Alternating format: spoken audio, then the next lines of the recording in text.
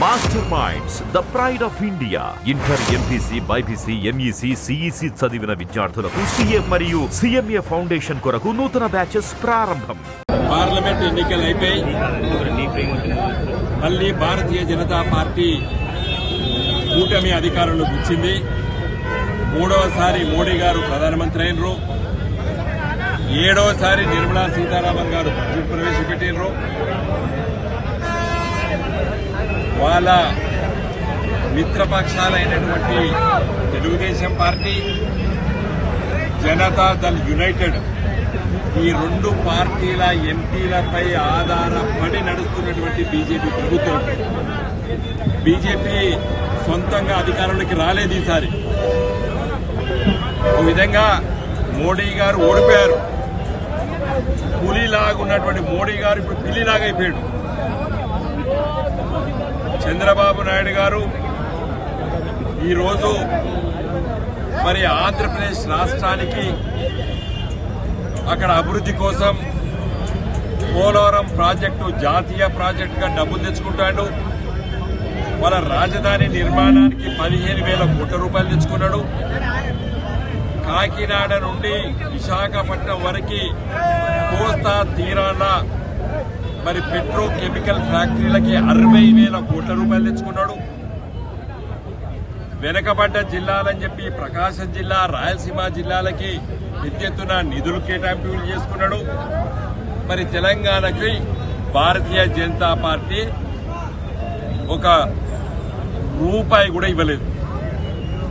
8 మంది ఎంపీలను గెలిపించారు తెలంగాణ ప్రజలు.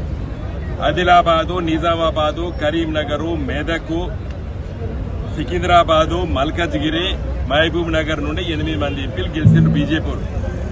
8 రూపాయలు కూడా తీసుకురాలేదు. కాంగ్రెస్ పార్టీ ఎంపీలు 8 మంది గెలిచిండ్రు. మన వరంగల్ నుండి గెలిచిండ్రు, మహబాద్ నుండి గెలిచిండ్రు, ఖమ్మం నుండి గెలిచిండ్రు, నల్గొండ నుండి గెలిచిండ్రు, భువనగిరి నుంచి గెలిచిండ్రు,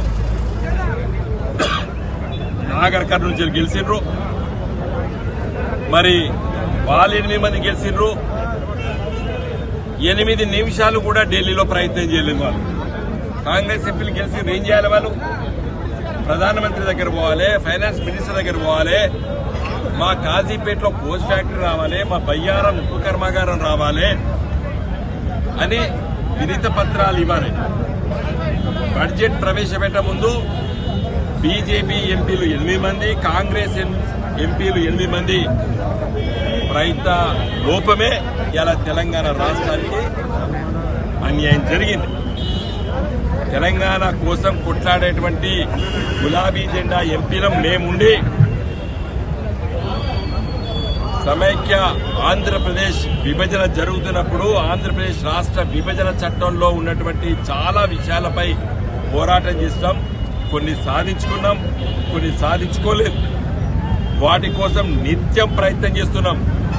ఇలా కొత్త జిల్లాలకి నవోదయ విద్యాలయాలు రావాలి. గ్రామీణ ప్రాంతాల్లో ఉన్నటువంటి పిల్లల తల్లిదండ్రులు ఆరాటపడతారు, నా బిడ్డను నవోదయ విద్యాలయాలు చేంజ్ చేయాలని చెప్పి. ఇలా తెలంగాణలో కేవలం 9 నవోదయ విద్యాలయాలు ఉన్నాయి. ఎన్ని ఉండాలి? 32 ఉండాలి. ఒక హైదరాబాద్ నగరానికి ఉండవు, ఎందుకంటే అది అర్బన్ సిటీ కాబట్టి. ఇట్లా చాలా విషయాలపైన మరి తెలంగాణకు అన్యాయం జరుగుతున్న సందర్భంలో మరి తెలంగాణ కోసమే పుట్టినటువంటి గులాబీ జెండా తెలంగాణ రాష్ట్రాన్ని తీసుకొస్తామని చెప్పినాం. తెలంగాణ రాష్ట్రాన్ని సాధించడం, తెచ్చి చూపించడం. గోదావరి నదిపైన, కృష్ణా నదిపైన ప్రాజెక్టులు నిర్మిస్తామని చెప్పినాం, నిర్మించడం. కాళేశ్వరం లాంటి ప్రాజెక్టు గోదావరి నదిపైన, అదేవిధంగా పాలమూరు ఎత్తిపోతల ప్రాజెక్టు కృష్ణా నదిపైన లక్షలాది ఎకరాలకు నీళ్లు తీసుకొస్తామని చెప్పినాం, నీళ్లు తీసుకొచ్చి చూపించినాం. ఇలా ప్రాజెక్టులన్నీ ఎండిపోతున్నాయి. వర్షాకాలంలో కూడా నీటి సుక్క లేదు. ఇలా ఎంపీసీ, బైపీసీ విద్యార్థులకి ఒక వరం సీఏ, సిఎంఏ కోర్సులు. సీఏ, సిఎంఏ చదివే విద్యార్థుల్లో 40% మంది ఎంపీసీ మరియు బైపీసీ విద్యార్థులే. Master minds. ఏదేమైనప్పుడు కూడా కాజీపేటలో కోచ్ ఫ్యాక్టరీ ఇది ఇప్పటి నినాదం కాదు. నేను విద్యార్థి నాయకుడుకున్నప్పుడు దాదాపు 40 సంవత్సరాల నుండి ఆరాటపడుతున్నారు వరంగల్ నగర ప్రజలు. కాజీపేటలో కోచ్ ఫ్యాక్టరీ కావాలని చెప్పి 1985 నుండి సుదీర్ఘంగా పోరాటాలు చేస్తున్నటువంటి గడ్డ ఓరుగల్లు గడ్డ. ఇంతకుముందు వినయ్ భాస్కర్ గారు చెప్పినట్టు ఇది మళ్ళీ ఉవ్వెత్తున ఇలా తెలంగాణ ప్రజలు పోరాటం చేయడానికి సిద్ధమవుతున్నారు. దాంట్లో భాగంగానే ఇలా కాజీపేట్ రైల్వే స్టేషన్ ముందు ఈ మహాధర్నా ఇంతమంది ఇలా యువకులు, ఆడబిడ్డలు, తెలంగాణ బిడ్డలందరూ వచ్చి కూడా ఇలా పోరాటం చేయడానికి సన్నద్ధం అవుతున్నాము. పార్లమెంటు బడ్జెట్ కేవలం ప్రవేశపెట్టిండ్రు, చర్చ జరుగుతుంది. కాంగ్రెస్ ఎంపీలు, బీజేపీ ఎంపీలు 16 మంది పార్లమెంట్లో రోజు నిత్యం కొట్లాడాలి. నేను ఎంపీగా ఉన్నప్పుడు ఈ కడియం శ్రీహరి గారు కూడా అప్పుడు ఎంపీ, మేము కొట్లాడినాం. ఇలా All India Institute of Medical Sciences తీసుకొచ్చినాం బీబీ నగర్కి. ఒంటి కాలు పైన నిలబడ్డాం, పార్లమెంట్లో 1 గంట సేపు నిలబడ్డాం, లోక్సభలో ఇలా సాధించినాం. అట్లా కొట్లాడాలి. బీజేపీ ఎంపీలు 8 మంది, కాంగ్రెస్ ఎంపీలు 8 మంది. రేపు చర్చ జరుగుతున్నప్పుడు స్పీకర్ దగ్గరికి వెళ్లి వెలులో కూర్చొని మేము కింద కూర్చునేది, స్పీకర్ ముందు కింద కూర్చునేది కొట్లాడినాం, మేము సాధించుకున్నాం.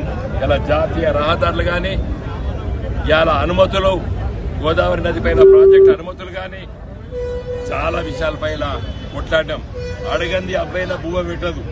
కాబట్టి 8 మంది పార్లమెంట్ సభ్యులు, కాంగ్రెస్ వాళ్ళు 8 మంది, బీజేపీ వాళ్ళు 8 మంది. ఈ వచ్చే 10 రోజులు పార్లమెంటు 13వ తారీఖు ఆగస్టు వరకు నడుస్తుంది. ఈ బడ్జెట్ చివరి రోజు పాస్ అవుతుంది. అప్పటి వరకు కొట్లాడొచ్చు.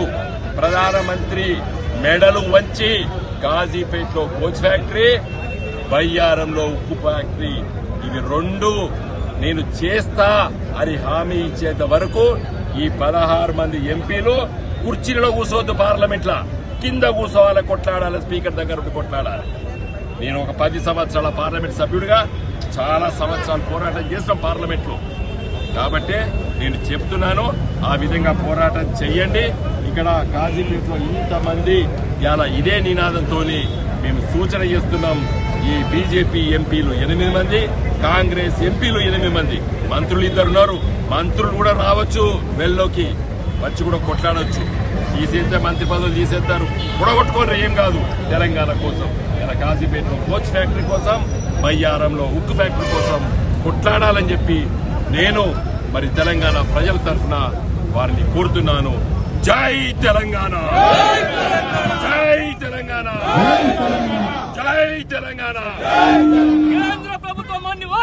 మరిన్ని వీడియోస్ కోసం ఛానల్ ని సబ్స్క్రైబ్ చేయండి. లేటెస్ట్ అప్డేట్స్ కోసం వాట్సాప్ ఛానల్ ని ఫాలో చేయండి. అండ్ లింక్ డిస్క్రిప్షన్ లో ఉంది.